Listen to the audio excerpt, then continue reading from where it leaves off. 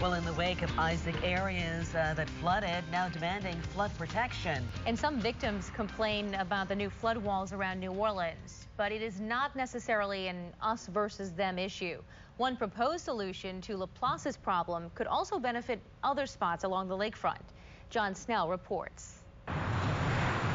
2 straight Labor Day weekends, people coped with flooding from a swollen Lake Pontchartrain. This is Mandeville living, baby. This time it happened from the North Shore to places that had not flooded before. When I was headed home yesterday, I took pictures of things that made me sit down and cry because I've never seen that. Never. In reserve, Mona Jacob escaped the flood this time, but fears the next big storm. We need protection just like New Orleans. St. James needs protection. All the surrounding parishes need protection. It's not just my area I'm fighting for. I want all the areas to get protection. Senator Mary Landrieu is pushing what could be a one-stop solution, providing protection to communities all along the lake.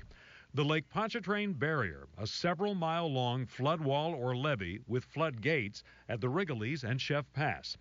Landrieu believes events of the last week will have people demanding the barrier. And I think people are going to look at it, understand what happened, and say we've got to have this lake in a more controllable fashion. The state's master plan for the coast actually includes the project, which right now is barely more than a line on a map.